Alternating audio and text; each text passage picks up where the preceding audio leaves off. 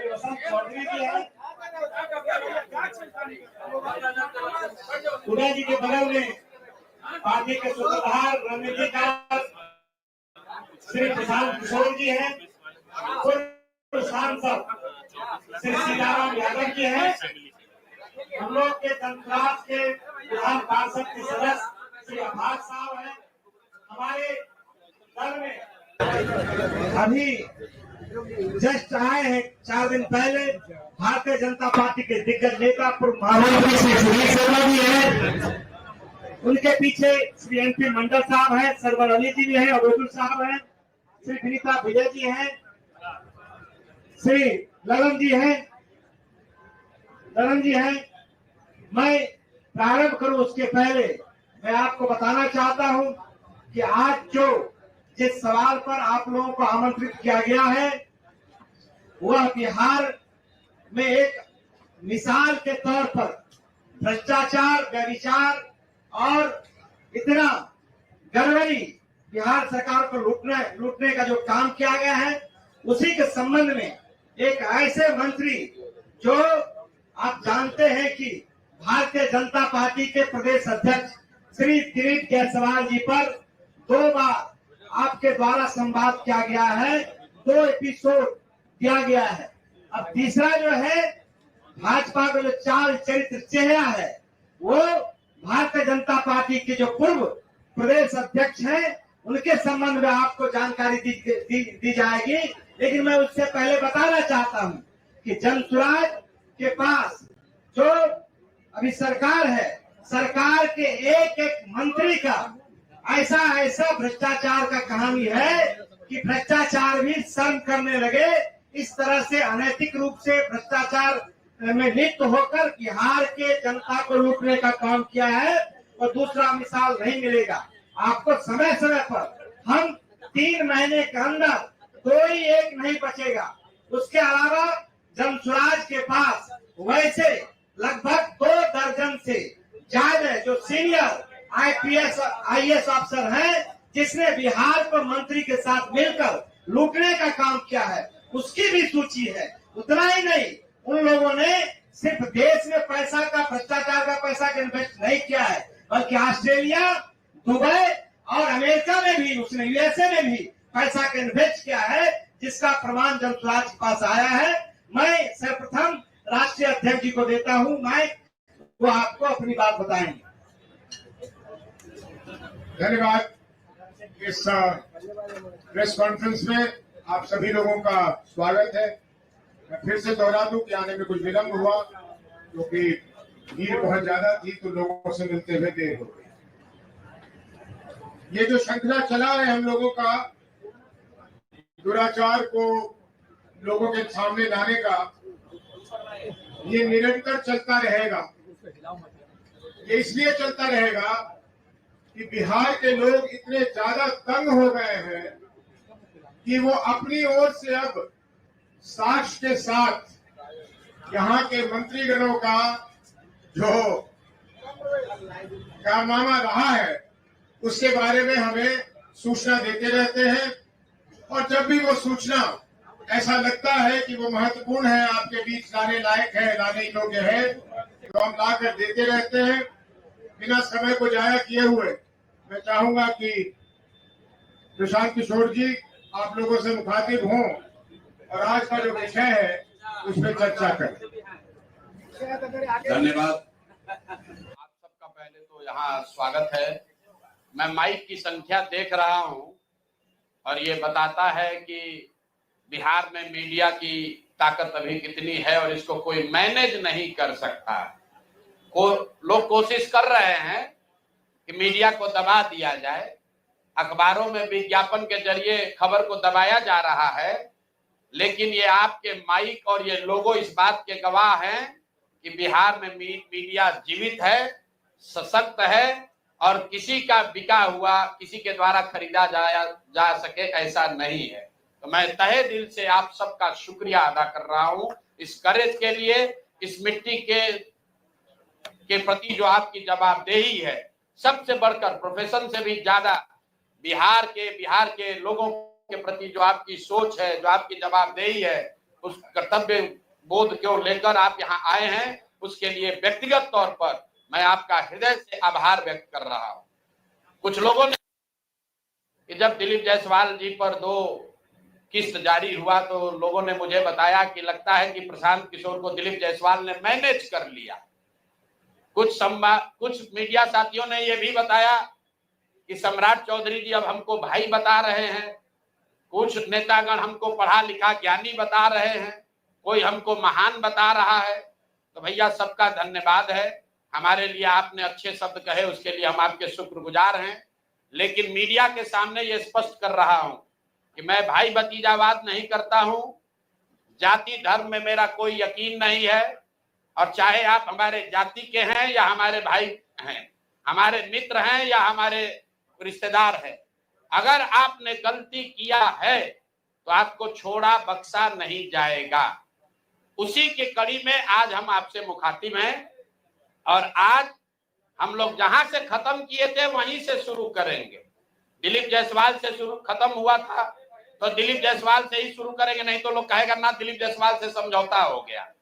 तो इतना आप समझ लीजिए, आपके जरिए बिहार की जनता को भी बता रहे हैं, बिहार में अभी किसी के पास इतना पैसा नहीं है कि प्रशांत किशोर का ईमान खरीद सके। दिलीप जायसवाल तो बहुत छोटी चिड़िया है, इतना अभी ताकत नहीं है कि हमारा ईमान खरीद सके। तो ये कितने भ्रष्ट लोग हैं, अभी इसकी जानकारी देंगे। लेकिन उससे पहले मैं आपका 2 मिनट समय लेना चाहता हूं। बिहार की एक त्रासदी, बिहार के एक बच्चे के साथ त्रासदी हुई है, और ये समय इसलिए ले रहे हैं कि आज देश के गृह मंत्री अमित शाह जी यहां आ रहे हैं। आपको बता दूं कि अभी आपने कल खबर पढ़ी होगी, संतोष ऋषिदेव करके किशनगंज के खुरखुरिया गांव का एक लड़का है, 16-17 साल का संतोष ऋषिदेव, वो हरियाणा में, जो खबर कल इंडियन एक्सप्रेस में छपी है, करीब करीब 2 महीना तक उसको बंधुआ मजदूर बनाकर लोगों ने वहां रखा था। उसका हाथ कट गया, हाथ में इन्फेक्शन होने की वजह से उसका हाथ एम्प्यूट करना पड़ा है। इसकी जानकारी आपको अभी देनी जरूरी है। क्यों हम लोग पलायन की इतनी बात करते हैं, जरा आप दर्द समझिए। ये लड़का 3 अपने साथियों के साथ यहां से गया हरियाणा दिल्ली, 1 महीने में उनका पैसा खत्म हो गया। रेलवे स्टेशन पर वो लोग वापस आ रहे थे, हरियाणा के किसी व्यक्ति ने उस लड़के को झांसा दिया कि आकर हमारा गाय बैल का काम करोगे तो तुमको 10,000 रुपया महीना देंगे।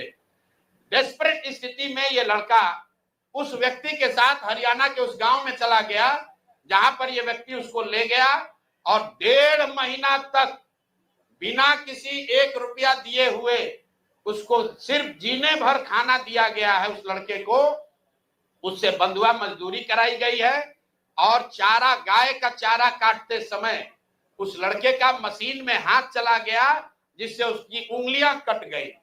उसका इलाज करने के बजाय, कराने के बजाय, मदद करने के बजाय उसको गंदे कपड़े से उसके हाथ को बांध के, वैसे ही खून गिरते हुए उसको गाड़ी में बैठाकर बेहोशी के हालत में उस व्यक्ति ने, उस परिवार ने किसी पहाड़ी के नीचे हरियाणा में छोड़ दिया।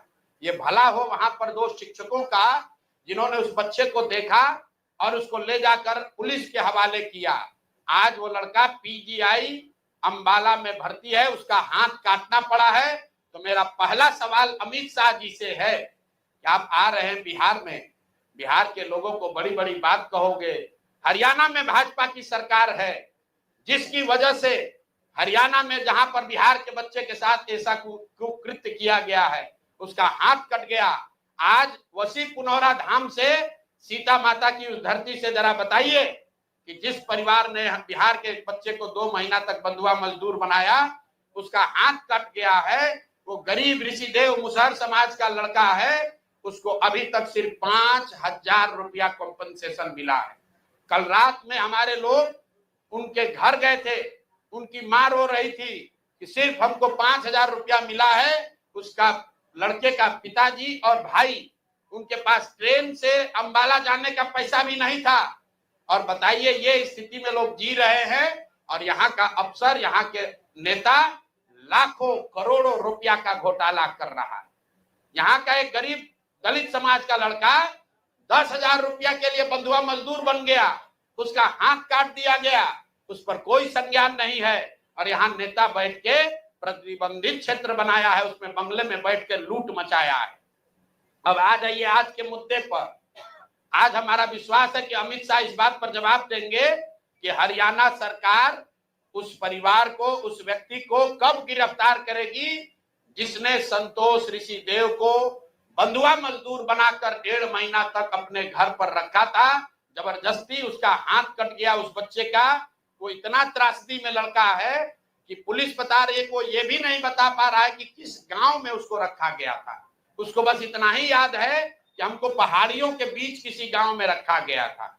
तो मैं आपके जरिए भाजपा से, खासकर गृह मंत्री अमित शाह जी से अनुरोध कर रहा हूं, हरियाणा में भाजपा की सरकार है, आप लोग बिहार में आकर वोट मांगते हैं, बिहार के किसी बच्चे को के साथ ऐसा विभत्स घटना हुआ है, कृपा करके इसका संज्ञान लीजिए और उस परिवार को, उस दोषी को तुरंत वहां पर गिरफ्तार किया जाना चाहिए और इस बच्चे को सुटेबल कंपनसेशन पहले हरियाणा सरकार को देना चाहिए और बिहार सरकार में भी जो कान में तेल डालकर बैठे हैं, इनको भी उस बच्चे को मदद करनी चाहिए।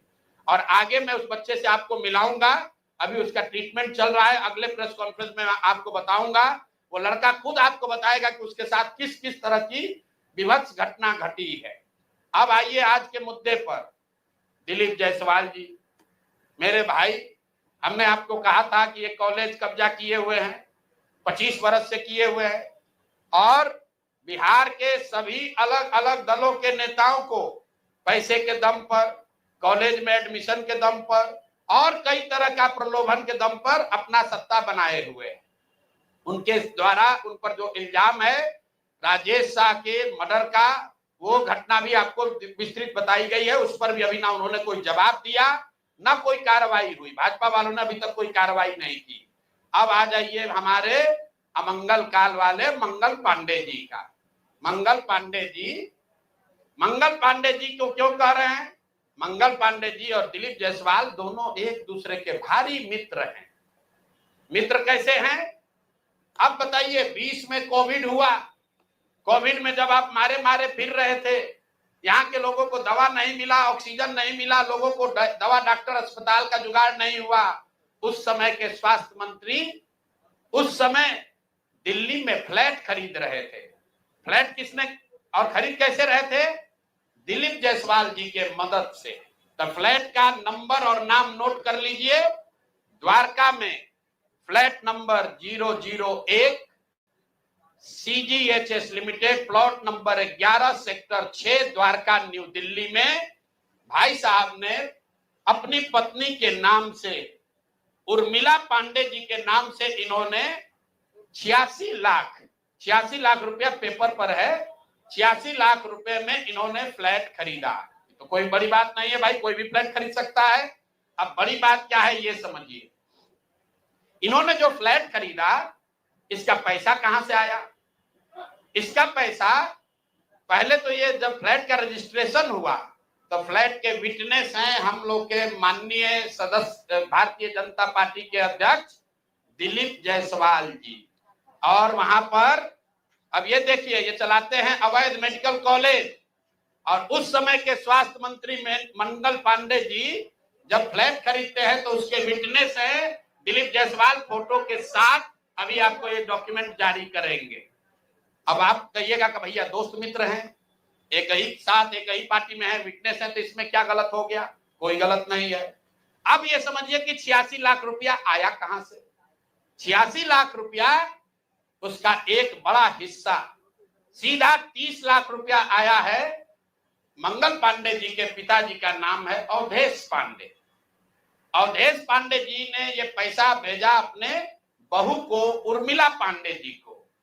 अब हम लोगों ने सोचा भाई अवधेश पांडे जी के पास इतना पैसा कहां से आया? अब आप देख लीजिए, अब इनको समझ में आएगा कि किससे ये उलझे हैं।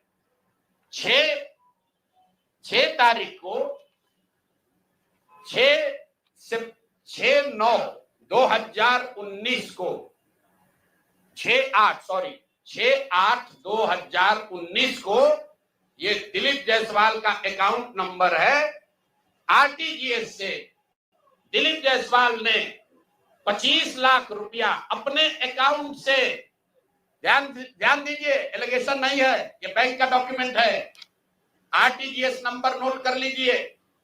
दिलीप जायसवाल ने अपने अकाउंट से 25 लाख रुपया अवधेश पांडे जी को दिया, जो मंगल पांडे जी के पिताजी हैं, और अवधेश पांडे जी ने उस पैसे को आगे ट्रांसफर कर दिया उर्मिला पांडे जी को, जो मंगल पांडे जी की पत्नी है। और ये पैसा वहां से इन लोगों ने दिया फ्लैट खरीदने के लिए 86 लाख रुपया अलग अलग लोगों से लेकर। अब आप कहिएगा भैया अभी भी मंगल पांडे ये कह सकते हैं कि हमको फ्लैट खरीदना था, हमने दिलीप जायसवाल से उधार लिया। दोस्त मित्र हैं, साथ में राजनीति करते हैं। तो 2020 का मंगल पांडे का अब आप निकाल लीजिए एफिडेविट, जब चुनाव लड़े तो उसका एफिडेविट निकाल लीजिए। उसमें ये एक कॉलम है कि अगर आपने किसी से लोन लिया है, अनसिक्योर्ड लोन, अगर आपने दोस्त मित्र परिवार किसी से लिया है तो घोषित करना पड़ता है। तो 2020 के मंगल पांडे के एफिडेविट में ऐसी कोई घोषणा नहीं है कि उन्होंने अपने पिताजी से 25 लाख रुपया अपने पत्नी के नाम पर लोन लिया है। तो मेरा दिलीप जायसवाल जी से पहला सवाल है कि अरे भाई, आपके सरकार में, आपके पार्टी में इतना भ्रष्टाचार है कि अपने में भी घूस ले रहे हो। ये मंगल पांडे के लिए हमने कहा कि आदमी कॉटन बैंडेज में भी पैसा लेते हैं, तो लोगों ने कहा ये आदमी को क्या प्रूफ है, अनुमान लगाइए। डॉक्टरों से पैसा ले रहे एक बात है, वेंडर से पैसा ले रहा है एक बात है, अरे अपने दल के नेता को भी नहीं छोड़ रहे। अपने दल के नेता दिलीप जायसवाल से पैसा लिए हैं, हेल्थ मंत्री, हेल्थ मिनिस्टर रहते हुए, और बजाबता हिम्मत देखिए, बैंक से लिया।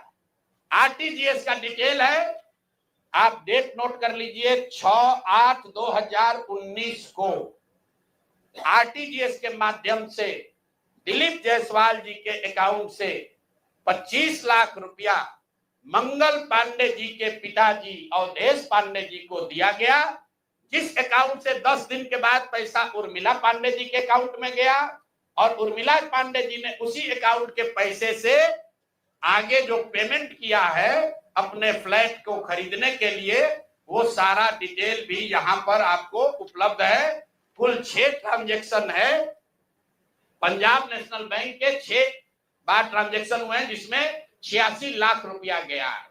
तो ये जो हम लोगों ने देखा, ये 86 लाख रुपया आया कहां से? तो उर्मिला पांडे जी के पास पैसा आया अवधेश पांडे जी के पास से, जो मंगल पांडे जी के पिताजी हैं, और मंगल पांडे जी के पिताजी के पास पैसा कहां से आया? वो पैसा आया दिलीप जायसवाल से। तो अब आप देख लीजिए कि दिलीप जायसवाल और मंगल पांडे कितने जिगरी यार, कितना इनका आपस में दोस्ती है। ये भाई साहब हेल्थ मिनिस्टर हैं, आज दिलीप जायसवाल जी मेडिकल कॉलेज चला रहे हैं। ये हालत है यहाँ पर। अब आप कहिएगा कि इससे कौन सा बड़ा बात है। अब दूसरा इसका सुन लीजिए, मंगल पांडे जी का। इन्होंने ये पैसा लेने के बाद, जैसा कि प्रतीत हो रहा है कि इनको पैसा मिला, उसके बाद 2019 तक ये जो कॉलेज है, medical college, MGM medical college Kishanganj, इसको डिग्री देने का अधिकार नहीं था। ये बीपी मंडल, जो वहां पर बीएन मंडल यूनिवर्सिटी है, उसके जरिए ये लोग डिग्री देते थे। तब सीधा क्विड प्रो को में आ जाइए, पैसा लिए, फ्लैट खरीदने में दिलीप जायसवाल ने मदद की, और बदले में मेडिकल कॉलेज को डीम्ड यूनिवर्सिटी बना दिया गया, ताकि 20 बरस से जिस कॉलेज को डिग्री देने का अधिकार नहीं था, वो बीएन मंडल यूनिवर्सिटी मधेपुरा से के थ्रू डिग्री देता था, वो डायरेक्ट डिग्री देने लगा। ये है हम लोग के भाई साहब मंगल काल लाने वाले मंगल पांडे का पहला केस। दूसरा सुन लीजिए, 2022 में बिहार सरकार ने, इन पर इतना लंबा है कि आज 2 जारी कर रहे हैं, 2 डोज जारी करेंगे। सुबह शाम मेडिकल के हैं स्वास्थ्य मंत्री, ओडी से काम नहीं चलेगा, इनको सुबह शाम वाला 2 डोज दिया जाएगा। एक तो पहले जवाब दे कि 25 लाख रुपया दिलीप जायसवाल से लिए हैं कि नहीं आरटीजीएस से। 6 अगस्त 2019 को आरटीजीएस के माध्यम से दिलीप जायसवाल से मंगल पांडे के पिताजी के अकाउंट में पैसा आया है कि नहीं, और जो पैसा आया उस पैसे का इस्तेमाल उन्होंने दिल्ली में द्वारका में फ्लैट खरीदने के लिए किया है कि नहीं। तीसरी बात, जो फ्लैट खरीदा गया उसमें दिलीप जायसवाल विटनेस के तौर पर कैसे है ये बताएं। चौथी बात, अगर आपने ये पैसा उनसे लिया था तो 2020 के अपने इलेक्शन एफिडेविट में इसको क्यों नहीं जारी किया ये बता दीजिए। एक किस्त यहाँ जारी हो गया, अब शाम का डोज ले लीजिए। ये भाई साहब लोग, बिहार सरकार में फरवरी 2022 में 1000 एम्बुलेंस खरीदने का टेंडर जारी किया गया।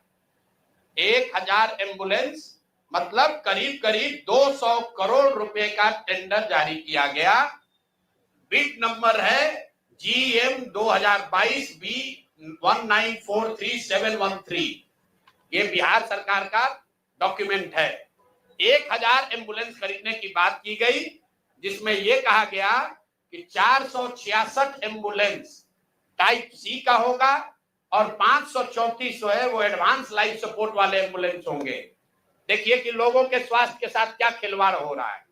Type C, type D, type B, ये जो है गवर्नमेंट ऑफ इंडिया ने स्पेसिफाई किया हुआ है कि एम्बुलेंस की कैटेगरी है कि टाइप बी में क्या क्या होना चाहिए, टाइप सी में क्या होना चाहिए। ऑल ओवर इंडिया में गवर्नमेंट ने इसको स्टैंडर्डाइज कर दिया है, गवर्नमेंट ऑफ इंडिया ने, ताकि लोग ऊपर नीचे न करें। तो बिहार सरकार ने 2022 में 1000 एम्बुलेंस खरीदने का टेंडर जारी किया। उसमें 466 टाइप सी के एम्बुलेंस खरीदे गए, करीब करीब 19.5 लाख रुपए प्रति एम्बुलेंस की दर से। 19,58,257 रुपया एक एम्बुलेंस का दाम है टाइप सी का। उसमें सबसे अब यूनिक बात सुनिए, एम्बुलेंस बनाने वाले दो ही यहां पर पूरे देश में जो ओरिजिनल इक्विपमेंट मैन्युफैक्चरर हैं, एक है टाटा मोटर और दूसरा है फोर्स मोटर। सरकार ने उस समय दोनों को अलाउ किया, बिहार सरकार ने ही। उसमें बिड हुआ, एम्बुलेंस जो खरीदा गया है वो खरीदा गया 19,58,257 रुपए में। 2 बरस के बाद अभी 222 और एम्बुलेंस खरीदा गया। 22 अप्रैल 2025 मंगल पांडे जी हैं यहाँ पर स्वास्थ्य मंत्री, तो इन्होंने 3 ही बरस में 22 से 25 होने में अब एम्बुलेंस का दाम बढ़ के कितना हो गया, 27,47,580 रुपया। मतलब हर एम्बुलेंस पर 7,90,000 रुपया दाम को बढ़ा दिया गया। ये कैसे हुआ, इतना बड़ा करिश्मा।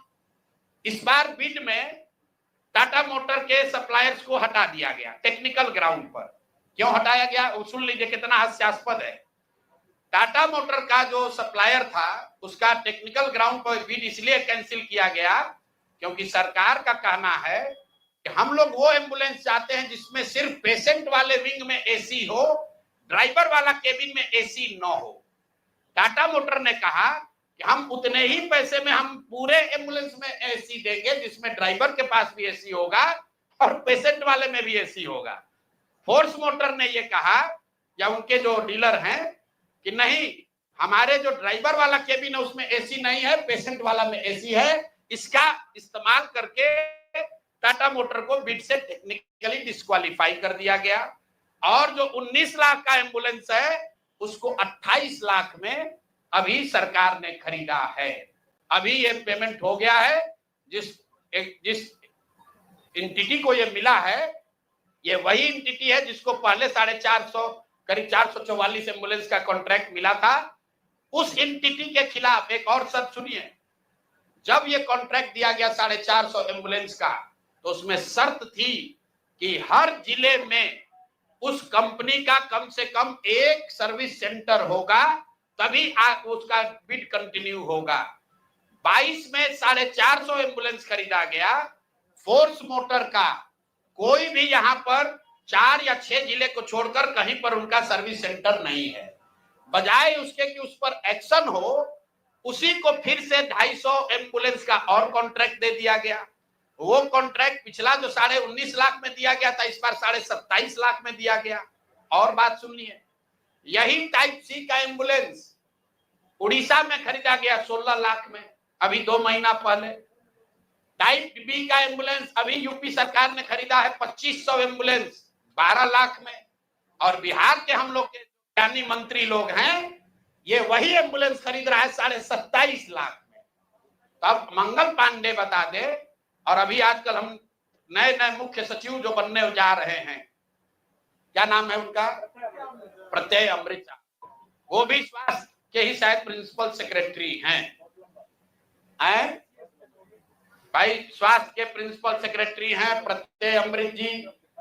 मुख्यमंत्री जी का तो कार्यकाल 3 महीना बाकी है, ये भाई साहब का कार्यकाल अभी 1-2 वर्ष रहने वाला है। तो आप यहाँ प्रिंसिपल सेक्रेटरी हैं, आप बता दीजिए कि 600 एम्बुलेंस आपने किस शर्त पर खरीदा है, क्यों 19.5 लाख पेमेंट को बढ़ाकर 27.5 लाख किया गया है, और अभी और 600 400 450 एम्बुलेंस का टेंडर जारी किया जा रहा है।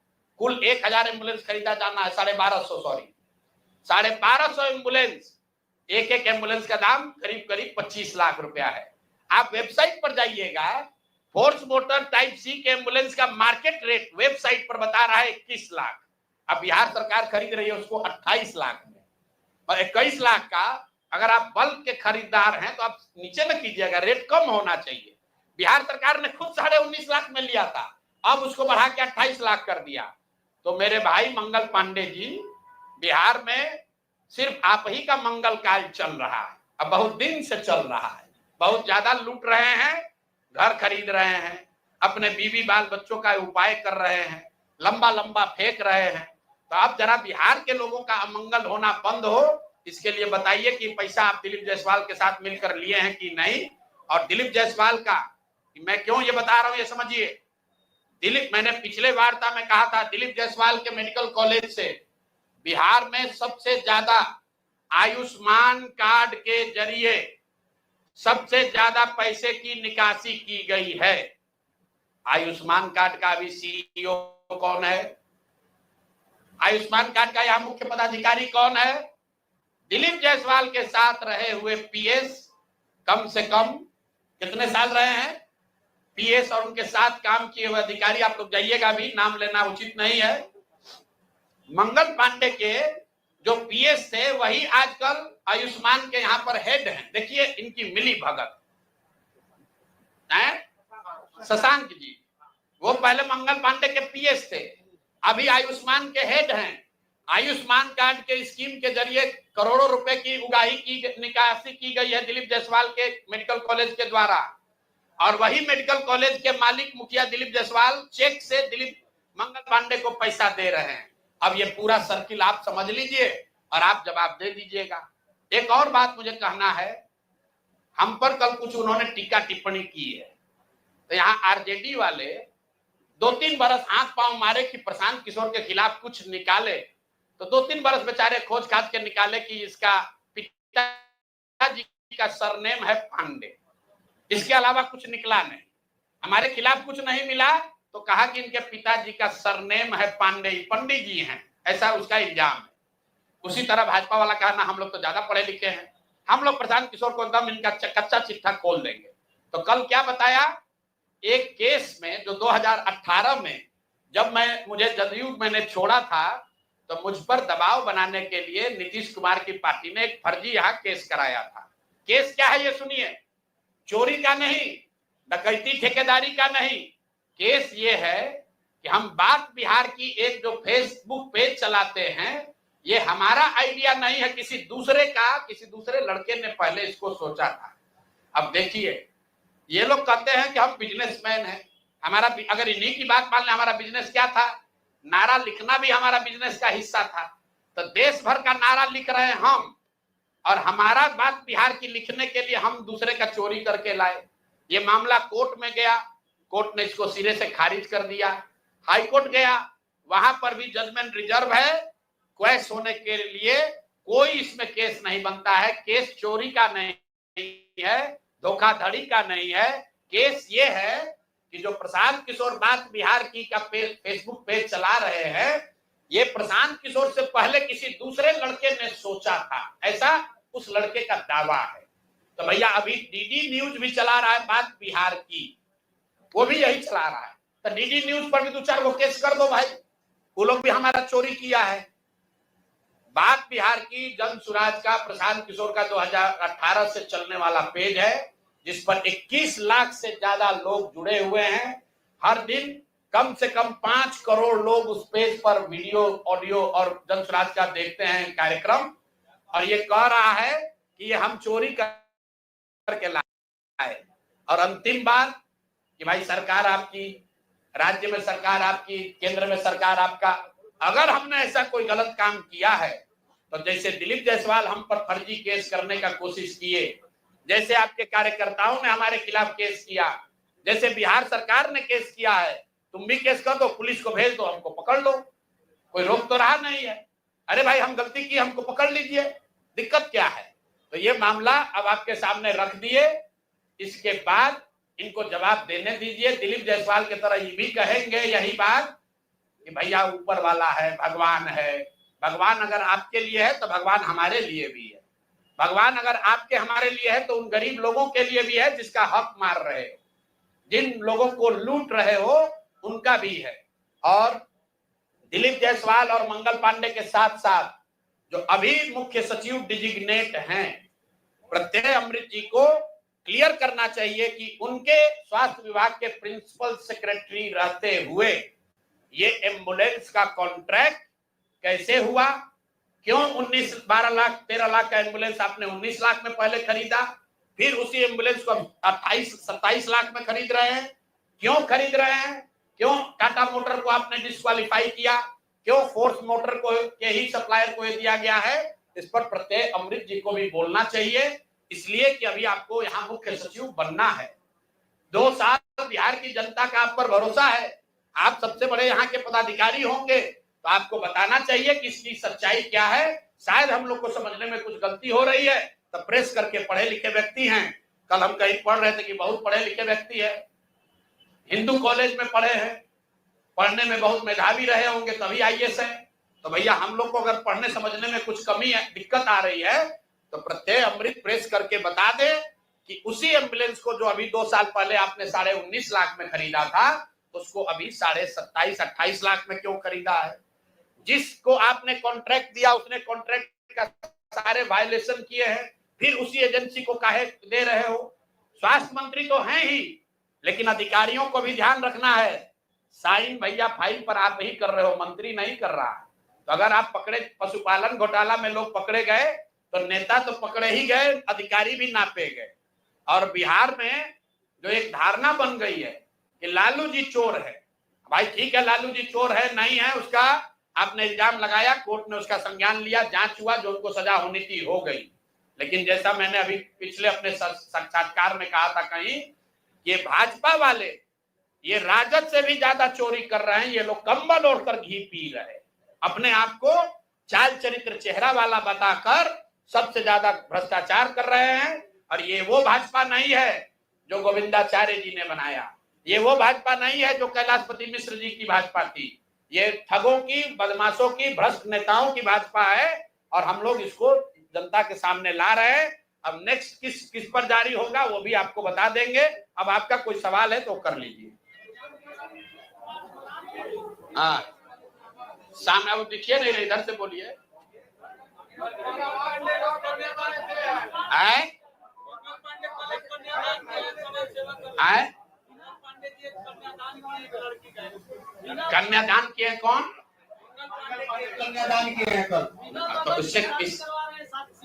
अब इससे हम लोग को क्या दिक्कत है? अगर मान लीजिए कुछ भला काम, देखिए आप अच्छा काम कीजिएगा तो उससे आपका किया हुआ पाप कटेगा नहीं, उसकी भरपाई तो करनी ही पड़ेगी। सनातन को समझने वाले जो लोग हैं वो है अकाउंट बराबर है, गलत करोगे गलत पाओगे, अच्छा करने से गलत कटेगा नहीं। अगर आप किसी गरीब व्यक्ति की, महिला की, बच्ची की शादी करा रहे हैं, उससे अगर आप एम्बुलेंस में घोटाला किए हैं तो उससे जान नहीं बचेगा। प्रशांत जी, क्या इस मामले में मुख्यमंत्री नीतीश कुमार भी दोषी हैं? मेरे भाई, हम वही बात बोलते हैं जो हमारे सामने तथ्य है, सामने डॉक्यूमेंट है, आप देख लीजिए। 2 डॉक्यूमेंट हमने दिया, ये नहीं कहा कि दिलीप जायसवाल और मंगल पांडे में मिली भगत है। हमने सीधा बैंक का आपको डिटेल दिया है, या तो बैंक वाले बता दे कि ये डॉक्यूमेंट फर्जी है, या दिलीप जायसवाल और मंगल पांडे बता दे कि नहीं ये ट्रांजैक्शन नहीं हुआ है। और 25 लाख रुपया अगर ट्रांजैक्शन हुआ है, हम बाकी और ट्रांजैक्शन दे सकते हैं। अभी आपको 25 लाख का दे रहे हैं, उनसे आप पूछ लीजिए कि दिलीप जायसवाल के अकाउंट से 6 अगस्त 2019 को आपने अपने पिताजी के अकाउंट में 25 लाख रुपया लिया कि नहीं लिया, इतना बता दीजिए। उसके बाद बाकी और अकाउंट जारी कर देंगे।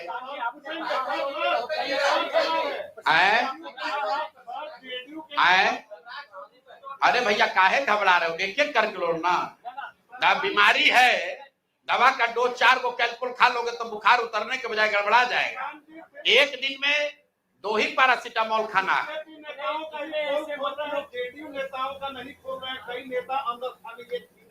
अच्छा, अभी आपको हमने क्या कहा, दिलीप जायसवाल पर नहीं बोले तो आप लोग बोले कि दिलीप जायसवाल से समझौता हो गया। मंगल पांडे को छोड़ दिए तो आपने कहा कि तो इन्हीं के जात के हैं इसलिए छोड़ दिया। अरे भैया छोड़ेंगे किसी को नहीं, ना जात को ना भात को, छूटेगा कोई नहीं। गलती अगर आपने किया है तो आप बचिएगा नहीं। बिहार की राजनीति में आपने ये दौर देखा है, माननीय सुशील मोदी जी थे, वो डॉक्यूमेंट वगैरह लेकर प्रेस वार्ता करते थे, इन चीजों को उजागर करते थे। सुशील जी के जाने के बाद कोई नेता यहाँ एक दूसरे पर इल्जाम नहीं लगाता है। सब सोच रहा है तुम भी लूटो हम भी लूटेंगे, ठीक है ना। आपने कहा जदयू का, तो जैसे मैंने पहले कहा था, भाजपा के यहाँ चाल चरित्र चेहरा को दिखाने वाले 3 लोग हैं। दिलीप जायसवाल जो राज्य के अध्यक्ष है, जो राजद के राबड़ी जी के मुंह बोले भाई हैं, तेजस्वी जी के मामा हैं। दूसरा यहाँ पर बड़े नेता मंगल पांडे, जो बिहार में मंगल काल की बात कर रहे हैं, जो भी भाजपा के अध्यक्ष रहे हैं, यहाँ पर मंत्री भी रहे हैं, बड़ा बड़ा दावा करते हैं। तीसरा यहाँ पर सम्राट चौधरी हैं। ये 3 के अलावा और कोई बड़ा नेता जिसमें आपका रुचि है वो भी आप हमको बता दीजिए, उसका भी बता दिया जाएगा। अब सर्वेश जी हैं, भाई कोर्ट ने पहले कन्विक्ट कर दिया कि फर्जी दवा बनाता है, अब उस पर क्या प्रेस कॉन्फ्रेंस करना है। तो कोर्ट ने जीवेश देखिए नाम भी भूल गए, इतना लोग है, जीवेश मिश्रा, राजस्थान की कोर्ट ने कह दिया ये आदमी फर्जी दवा बनाता है, अब उस पर क्या प्रेस कॉन्फ्रेंस करना है, तो सामने आ गई बात। ये तो जो लोग छुपे हुए हैं, अपने आप को रामराज्य का ध्वजवाहक बता रहे, बिहार के लोगों को गुमराह कर रहे हैं, उन पर प्रेस वार्ता होगी। आपकी रुचि अगर किसी व्यक्ति में तो बता दीजिए। नित्यानंद राय यहाँ बिहार में कहाँ राजनीति करते हैं? अरे माइकवा में लेके बोलो ना। आए मेरे भाई, जन सुराज लीगल फर्म नहीं है, जन सुराज राजनीतिक दल है। राजनीतिक दल के तौर पर तथ्यों के साथ, प्रमाण के साथ हमारा कर्तव्य है हम लोगों का कि हम ये जानकारी जनता के बीच में आपके माध्यम से रखें। जहां तक लोगों को लीगल मदद देने की बात है, जैसे राजेश शाह का मामला है या मेडिकल कॉलेज के अवैध कब्जा का मामला है, उसको लीगली प्रोसेस किया जा रहा है। लेकिन आपको जरिए पहले जनता को बताया तो जाए कि ये लोग कर क्या रहे।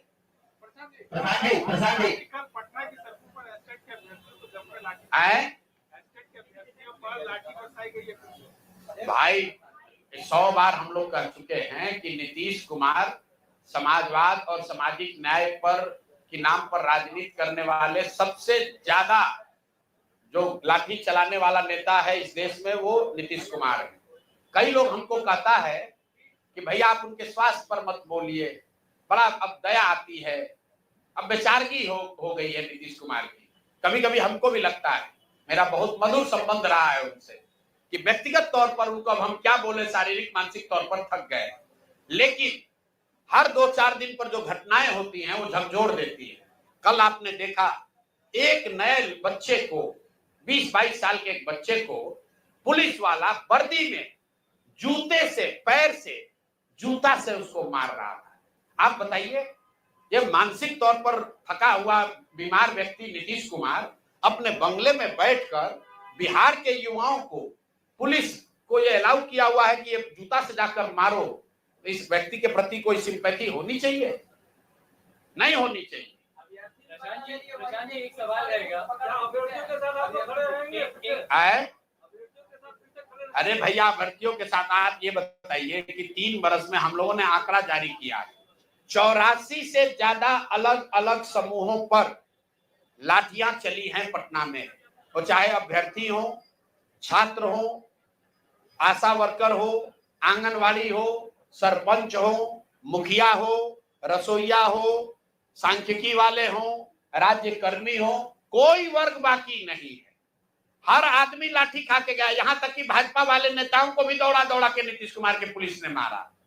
अब फिर भी ये भाजपा वाला इतना डरपोक है कि सत्ता के लालच में, कुर्सी के लालच में, यही केजरीवाल जी को पीट पीट के यहाँ पर डाक बंगला में लाल कर दिया था, और अभी नीतीश कुमार को भगवान बता रहा है। क्यों?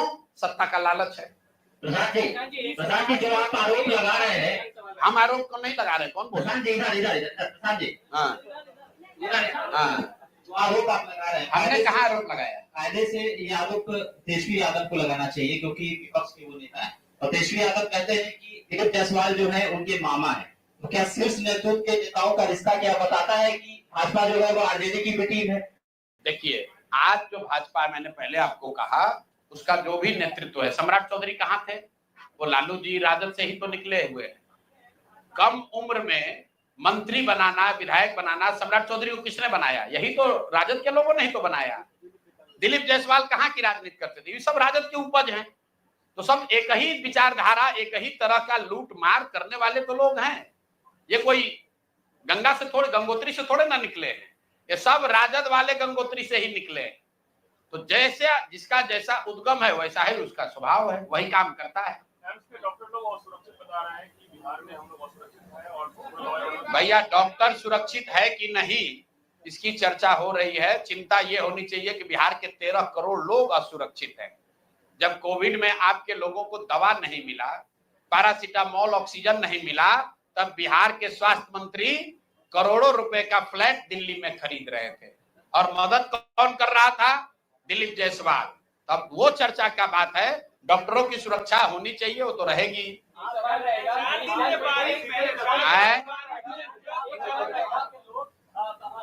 पहले आप लोग ये बताइए कि दिलीप जायसवाल पर 2 केस जारी हुआ था, आप लोग सब लोग शांत काहे हो गए? हमको आप लोग कह रहे हैं कि प्रशांत किशोर मैनेज हो गया। मीडिया वाला कितना लोग मैनेज हो रहे हैं? ए भाई, बिहार के लिए जगते रहिए। जो बताया जा रहा है उसको चलाइए, उनसे रिएक्शन तो लीजिए। आप लोग दिलीप जायसवाल से काहे नहीं पूछ रहे? एक एएनआई को बुला के देखिए, एएनआई के एक आदमी को बुला के एक बयान देके उसके बाद से वो आदमी गायब है। वो आदमी गायब है, और आप लोग मुंह में ऐसे माइक लगाकर सवाल पूछते हैं, लेकिन दिलीप जायसवाल से कोई सवाल नहीं पूछ रहा है। मना किया गया है। अच्छा देखिए, कौन मना किया? बोलिए। आए इंटरनल ये पता चला है कि आसमान में धूप भेजेंगे तो मुंह ही पड़ेगा। प्रशांत आपको बोला गया कि प्रशांत किशोर पर नहीं बोलना है। प्रशांत किशोर पर मत बोलिए, दिलीप जायसवाल से बोलवाइए। आप मतलब हालत खराब है, सड़क टूटने लगी है। 4 दिन के बारिश में सड़कें टूटने लगी है, अस्पतालों में पानी घुस गया है, पूरा बुरा हाल है। शहरी विकास मंत्री कौन है? बोलिए बोलिए। ए भाई, शहरी विकास मंत्री कौन है? जिस राज्य का शहरी विकास मंत्री नकली दवा बनाने का अपराधी घोषित कर दिया गया, इल्जाम नहीं, आरोप नहीं, राजस्थान में जहां भाजपा की सरकार है, उस सरकार के कोर्ट ने वहां पर जीवेश मिश्रा को फर्जी दवा बनाने का आरोपी बता दिया। वो आपका हमारा नगर विकास मंत्री है। भगवान का धन्यवाद कीजिए कि वो स्वास्थ्य मंत्री नहीं है, नहीं तो अभी तो घर डूब रहा है, फिर लोग भी डूब जाते हैं।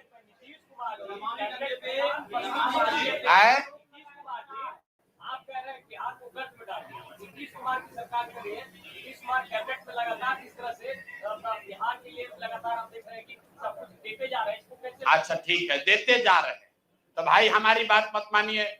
नीति आयोग का वेबसाइट खोल लीजिए। देश का सबसे गरीब राज्य कौन? बिहार। देश का सबसे अशिक्षित राज्य कौन? बिहार। देश में सबसे ज्यादा बेरोजगारी कहाँ? बिहार में। सबसे ज्यादा पलायन कहाँ? बिहार में। सबसे कम किसानों की स्वनिधि राशि किसको कहाँ मिली? बिहार में। मनरेगा का यूटिलाइजेशन सबसे कम कहाँ हुआ? बिहार में। प्रधानमंत्री आवास योजना में सबसे कम घर कहाँ बने? बिहार में। अरे भाई, तुम तो अपनी सरकार की योजना को भी लागू नहीं कर रहे हो। मनरेगा में बिहार सरकार का यूटिलाइजेशन है 39%। अब प्रधानमंत्री आवास योजना में यूपी में बिहार के मुकाबले 10 गुना ज्यादा घर बन गया। किसानों को जो 6,000 रुपया मिलता है, 2,000 रुपया, उसमें पूरे देश में पर कैपिटा बेसिस पर सबसे कम किसानों को बिहार में मिल रहा है पैसा। क्यों? क्योंकि सरकार उसका बैंक और आधार कार्ड भी जमा नहीं करा पा रही है। तो कैबिनेट में क्या फैसला कर रहे हो? कैबिनेट में फैसला ये हो रहा है कि 30 वर्ष में पहली बार लालू का डर दिखाकर अब एनडीए को वोट मिलने वाला नहीं है। जन सुराज की व्यवस्था आ गई। अगर जन सुराज नहीं होता तो कैबिनेट में एक प्रस्ताव पारित होता कि लालू का जंगल राज न लौटे, इसलिए एनडीए को वोट दो। अब तो बात चलेगा नहीं। अगर आप कहिएगा लालू का जंगल राज न लौटे तो लोग कहेगा हाँ भाई लालू का जंगल राज न लौटे, लेकिन तुम भी मत लौटो, अब जन सुराज लौटेगा, जन सुराज आएगा। तो अब वो डर से, देखिए इसका डर मैं हमेशा कहता हूं। आप लोग कहते हैं कौन जीतेगा कौन हारेगा, जन सुराज के होने से हम लोग का कोई विधायक नहीं, कोई मंत्री नहीं, हम लोग ना पक्ष में ना विपक्ष में, लेकिन जन सुराज का डर इतना है कि 20 बरस में जो वृद्धों का, दिव्यांगों का, विधवाओं का पेंशन 400 रुपया से बढ़कर 410 नहीं हुआ, वो एक ही बार में 1100 हो गया। कुछ लोग कह रहा है कि तेजस्वी यादव करने पर हुआ। चलिए मान लीजिए इस बात को, तो जरा तेजस्वी यादव से पूछिए कि भाई जब तुम्हारे माँ बाप थे यहाँ मुख्यमंत्री तब तो वृद्धों को 1 रुपया नहीं मिलता था, और इस 20 बरस में भी 3 बरस आप डिप्टी सीएम थे, उस समय 400 से बढ़ा के 450 काहे नहीं कर दिए? अभी आशा का मानदेय बढ़ गया, रसोईया की सैलरी डबल हो गई। क्यों हो रहा है? क्योंकि ये भय सता रहा है, जनता का डर है। ये जन सुराज का, प्रशांत किशोर का डर नहीं है। ये लोगों को दिख रहा है कि बिहार के लोगों को एक विकल्प मिल गया है। अगर हम काम नहीं करेंगे, बात नहीं सुनेंगे लोगों की, तो जनता हमको हराएगी। और यही तो जन सुराज सिखा रहा है कि अरे भाई नेताओं में ये डर पैदा करो, जन सुराज के नेताओं में भी डर पैदा करो कि अगर काम नहीं करोगे तो जनता तुमको हराएगी। जन सुराज से भी गलत आदमी खड़ा होता है, उसको भी हराइए। हर हालत में जनता के हाथ में ही ताकत है, नेताओं को अकाउंटेबल बनाना है, तो आपको काम के आधार पर वोट देना है।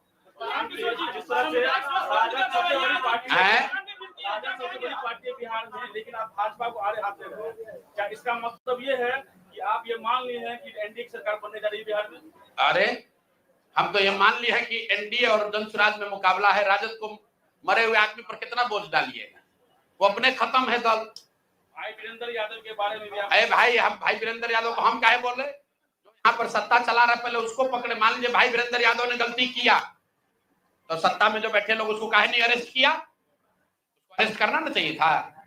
भाई वीरेंद्र ने मान लीजिए कि गाली गलौज किया, तो जो सत्ता में बैठा है उसको जाकर अरेस्ट करना चाहिए था। क्यों नहीं अरेस्ट किया? हम लोग तो पहले कह दिए कि दिलीप जायसवाल जो भाजपा के प्रदेश अध्यक्ष हैं और राबड़ी देवी के मुंह बोले भाई हैं, वो बतवा नहीं सुन रहे हैं। राबड़ी जी ने कहा तो हमारे भैया हैं, दिलीप जायसवाल हमारे भैया हैं, तो आप तो सुदर्शन न्यूज के हैं। अरे भाई कभी कभी भी तो चलाइए मेरे भाई। भाजपा के द्वारा आरोप लगाया जा रहा है कि नैतिकता का पाठ पढ़ाने वाले प्रशांत किशोर झूठ कानून के कटघरे में। किस में? अभी तो तुम बताए भैया, प्रशांत किशोर पर ने कौन सा चोरी किया, हमने किसको ठेका दिया, कौन बालू शराब माफिया का काम किए, कौन सरकारी पद पर हैं, कोई पदाधिकारी बता दे हमने उसको कभी फोन किया हो, ट्रांसफर पोस्टिंग कराया हो, किसी को ठेका दिलवाया हो, हमारे घर परिवार दूर दूराज का आदमी भी कोई बिजनेस व्यापार करता हो बिहार में तो बता दीजिए। भाई आप ये कह रहे हैं कि बात बिहार की जो आप चलाते हैं, एक डमी लड़का शशांक खड़ा हुआ कहा कि ये प्रशांत किशोर से पहले ये सोच हमारे दिमाग में आई थी। तो भैया मोदी जी जो भाजपा वाला हमको कह रहा, भाजपा वाला से जरा पूछिए कि मान लीजिए एक बार को कि प्रशांत किशोर चोर है, नैतिक आदमी, इनमें मोरालिटी नहीं है, तो आपके सर्वमान्य नेता मोदी जी ऐसे आदमी को अपने घर में रखकर इनकी मदद ले रहे थे। अरे ये भाजपा के नेताओं को इतना भी नहीं समझ में आ रहा है? जरा पूछिए तो जाकर मोदी जी से कि सर ऐसे आदमी को जो कि नैतिक रूप से गलत है, उसको आप इतना बड़ा देश का नेता है, आप प्रशांत किशोर का मदद काहे ले रहे थे? प्रशांत किशोर को साथ में क्यों रखे थे? बिहार में नमामि गंगे पे है।